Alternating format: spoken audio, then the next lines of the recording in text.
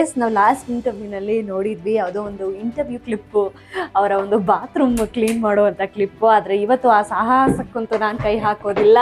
But ಅವರು ಒಂದೇ ಹೇಳೋದು, ಅವರೆಷ್ಟು ಡಿಸಿಪ್ಲಿನ್ ಆಗಿ ಎಲ್ಲ ಒಂದು ವ್ಯವಸ್ಥೆನ ಮಾಡ್ಕೊಂಡಿರ್ತಾರೆ ಅಂತ. ಅಂತಾನು ನೋಡ್ಬಿಡಿ, ಎಷ್ಟು ಕ್ಲೀನ್ ಆಗಿ ಇಟ್ಕೊಂಡಿರ್ತೀವಿ ಅಂತ.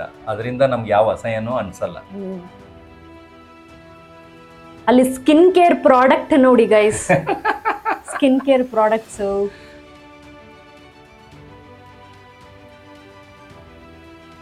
ಇನ್ನ ಜಾಸ್ತಿ ಇದೆ, ಎತ್ಬಿಟ್ಟಿದೀನೆಲ್ಲ. ಸರಿ ಏನ್ ಸರ್, ನಿಮ್ಮ ಸ್ಕಿನ್ ಕೇರ್ ಪ್ರಾಡಕ್ಟ್ಸ್ ರೆಸ್ಟ್ ಮಾಡೋ ಮನೇಲೂ ಇದೆ ಅಂತ ಅಂದ್ರೆ, ನೀವು ಇನ್ನು ಸ್ಟೇ ಮಾಡೋ ಮನೆಯಲ್ಲಿ ಎಷ್ಟಿರ್ಬೇಡ. ಅಲ್ಲಿ ಜಾಸ್ತಿ ಇದೆ ಅವರೇ. ಇದು ಬಂದು ಲಿಮಿಟ್, ತುಂಬಾ ಗಿಜಿಗಿಜ ಆಗ್ಬಾರ್ದು ಅಂತ ಲಿಮಿಟ್ ಆಗಿ ಇಟ್ಟಿದ್ದೀನಿ. ಆಕ್ಚುಲಿ ಸರ್, ಬಿಗ್ ಬಾಸ್ ಮನೆಯಲ್ಲಿ ಅಷ್ಟು ಗ್ಲೋ ಇರ್ಲಿಲ್ಲ, ಇಲ್ಲಿ ಇನ್ನ ಗ್ಲೋ ಬಂದ್ಬಿಟ್ಟಿದೆ ಬಿಗ್ ಬಾಸ್ ಮನೆಯಿಂದ ಆಚೆ ಬಂದ್ಮೇಲೆ. ಇಲ್ಲ ಮೇಡಮ್, 3 ತಿಂಗಳಾದ್ಮೇಲೆ ಇನ್ನೂ ಗ್ಲೋ ಆಗ್ಬಿಟ್ಟಿದೆ ಸರ್. ಹೋಗಕ್ಕಿಂತ ಮುಂಚೆ ಇದಕ್ಕಿಂತ ಚೆನ್ನಾಗಿದ್ದೆ. ಇವಾಗ ಅಲ್ಲೋಗಿ ವೀಕ್ ಆಗಿದೆ, ಹೊಟ್ಟೆಗೆ ಊಟ ಇಲ್ಲದೆ. ಇವಾಗ ಪಿಕಪ್ ಆಗ್ತಾ ಇದೀನಿ. ಇನ್ನೊಂದು 15 ದಿವಸ ಬಿಟ್ಟು ಬನ್ನಿ, ಇನ್ನೊಂಚೂರು ಚೆನ್ನಾಗಿದೆ. ಈಗ ಯಾವ ತರ ಯೂಸ್ ಮಾಡ್ತಿದಾರೆ ಸರ್? ಏನಿಲ್ಲ, 1 kg ಮಟನ್ ತಿಂತಾ ಇದೀನಿ, 1 kg ಚಿಕನ್ ತಿಂತಾ ಇದೀನಿ, ಫಿಶ್ ತಿಂತಾ ಇದೀನಿ, ಪ್ರಾನ್ಸ್. ಆಮೇಲೆ ನೆಮ್ಮದಿಯಾಗಿ ನಿದ್ದೆ ಮಾಡ್ತಾ ಇದೀನಿ. ಅದರಿಂದ ಆರಾಮಾಗಿ ಈ ತರ ಗ್ಲೋ ಆಗಿದೆ. ಅಲ್ಲಿ ಏನಂದ್ರೆ ಏನು ಇಲ್ಲದೆ ನನ್ಗೆ ಹಿಂಸೆ ಅನ್ಸ್ತಿತ್ತು. ಅದರಿಂದ ಆಮೇಲೆ ಅವ್ರ ಕಾಟದಿಂದ ತಡೆಯಕ್ಕಾಗದೆ ಬೇಗ ಆಚೆ